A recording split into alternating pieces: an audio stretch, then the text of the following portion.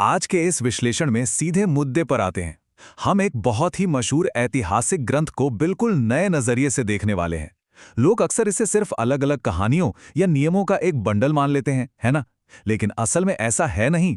आज हम किसी बिखरी हुई कहानियों के संकलन की नहीं, बल्कि एक बहुत ही विशाल और लगातार चलने वाली कथा की बात करेंगे। चलिए देखते हैं कि कैसे ये स्रोत सामग्री पूरी कहानी को एक ही धागे में पिरोती है। कहानी की शुरुआत बिल्कुल शून्य से होती है। स्रोत के मुताबिक एक ऐसा वक्त था जब दुनिया में कुछ भी नहीं था, एकदम सन्नाटा और शून्यता। और फिर इस गहरे सन्नाटे को चीरते हुए एक अकेली आवाज गूंजती है, एक स्पष्ट आदेश, रोशनी हो जाए। और सोचिए, ठीक उसी पल रोशनी हो जाती है। यह सिर्फ कोई भौतिक घटना नहीं है, यह दिखाता है कि शुरुआत में केवल एक ही शक्ति थी जिसने इस पूरे संसार को शुरू किया। ये इस विशाल कथा का पहला और शायद सबसे अहम कदम है। अब बात करते हैं पहले भाग की, दूर जाने का चक्र। रचना के तुरंत बाद ही इस ग्रंथ का सबसे बड़ा संघर्ष शुरू हो जाता है, इंसान का अपने बनाने वाले से ही दूर हो जाना। इतिहास के पन्नों को अगर हम तेजी से पलटें तो शुरुआत होती है पहले युग से, एडम और ईव की वो ऐतिहासिक गलती। फिर आता है दूसरा युग, जहां नोआ ने उस खौफनाक बाढ़ का सामना किया। उसके बाद तीसरा युग, जहां मोसेस के नेतृत्व में समुद्र को बीच से बांटने वाला वो चमत्कारिक नज़ारा देखने को मिलता है। लेकिन सबसे हैरानी की बात क्या है?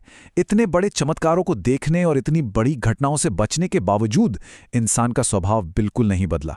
इंसान बार बार दूर ही होता गया। ये एक ऐसा गहरा चक्र है जो कभी खत्म होता हुआ नहीं दिखता। और यहीं से कहानी में प्रवेश होता है दूसरे भाग का, अंतिम उद्धार मिशन। दूरी के उस लंबे इतिहास के बाद कहानी में एकदम से एक नाटकीय मोड़ आता है। एक निष्क्रिय दूरी अब एक सक्रिय हस्तक्षेप में बदल जाती है। जीसस ने आकर सिर्फ कोई नियम या लंबे छोड़े सिद्धांत नहीं दिए, उन्होंने जमीन पर उतरकर सीधे लोगों के बीच काम किया, प्यार करना सिखाया, बीमारों को ठीक किया, जो एक बहुत ही गहरे मानवीय जुड़ाव को दिखाता है।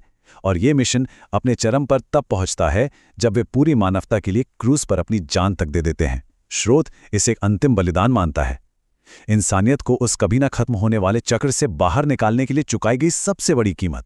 लेकिन ठहरिए, यहां एक बहुत बड़ा रहस्य है। अगर कहानी क्रूस पर उस बलिदान के साथ ही खत्म हो जाती तो ये कितनी बड़ी त्रासदी होती, है ना? लेकिन स्रोत यहां एक बहुत ही शक्तिशाली दावा करता है। ये नंबर 3, यही इस पूरी कथा का सबसे बड़ा टर्निंग पॉइंट है। तीसरे दिन कुछ ऐसा हुआ जिसने सब कुछ हमेशा के लिए बदल दिया। पुनरुत्थान। वे वापस जीवित हो गए। ये वो क्लाइमैक्स है जो साबित करता है कि ये मिशन किसी भी तरह से विफल नहीं हुआ था। ये नंबर 3 कोई मामूली संख्या नहीं है, बल्कि ये उस गहरे अंधेरे से वापस रोशनी की तरफ लौटने का सबसे बड़ा प्रतीक है। और यही हमें ले जाता है हमारे अगले और सबसे अहम हिस्से की तरफ, एक ईश्वरीय उद्धार की कहानी। जब इस पूरी तस्वीर को एक साथ देखते हैं तो नजरिया एकदम बदल जाता है। आमतौर पर लोग इस ग्रंथ को कैसे देखते हैं? बस एक और किताब की तरह, कुछ पन्नों और शब्दों का संग्रह जिसमें शायद कुछ अच्छे नैतिक ज्ञान भरे पड़े हों। लेकिन स्रोत इसे एक एक्टिव, पूर्ण बचाव अभियान यानी पूरी रेस्क्यू स्टोरी की तरह परिभाषित करता है। ये कोई रुकी हुई या स्थिर चीज नहीं है, ये जीवित है। ये सिर्फ पुराने इतिहास रिकॉर्ड नहीं कर रहा, ये एक ऐसा मिशन दिखा रहा है जिसका शुरू से लेकर अंत तक सिर्फ और सिर्फ एक ही लक्ष्य है, मानवता को वापस लाना। और इसी से एक बहुत ही गहरा और शायद सबसे बड़ा सवाल पैदा होता है।